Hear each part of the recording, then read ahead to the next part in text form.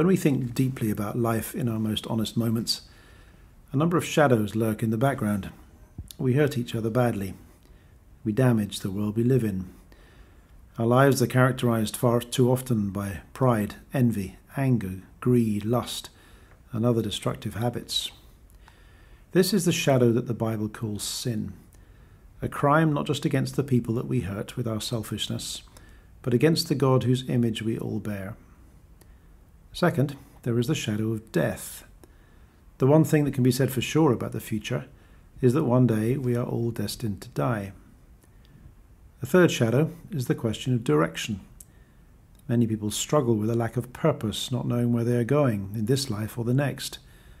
Does it all end in life or in death, heaven or hell?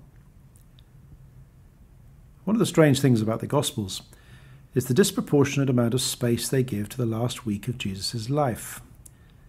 In John's Gospel, for example, 10 out of the 21 chapters are given over to describing his final few days. The Apostles' Creed tells us that Jesus suffered under Pontius Pilate, was crucified, dead and buried. He descended into hell. The third day he rose again from the dead. He ascended into heaven and sits at the right hand of God the Father Almighty.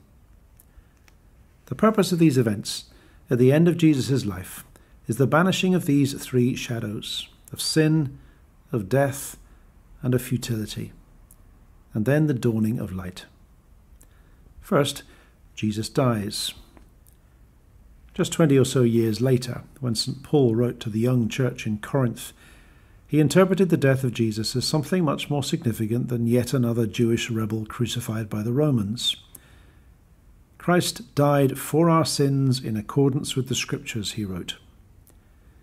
It was perhaps texts such as the one in Isaiah 53 that Paul had in mind, texts that foretold a figure who would in some sense be stricken for the transgression of my people.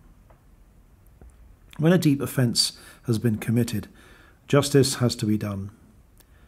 We as a human race have to atone for our sin of turning away from God, wounding each other and the creation we were supposed to look after.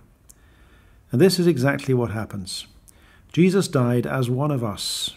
Jesus, the divine Son who has taken our human nature, dies on our behalf as a representative of the human race, bearing the sins of the world on his shoulders. Then something no one expected happened. First-century Jews believed that at the end of time there would be a general resurrection of the dead, but no one expected it in the middle of history. Yet 3 days later, Jesus was raised. The one who died as the sinless Son of God is not so much resuscitated from death only to die again one day, but passes right through death and comes out the other side. Now the creeds tell us he sits at the right hand of God the Father Almighty. His final destination is not death, but intimate fellowship with his Father, reigning over all things.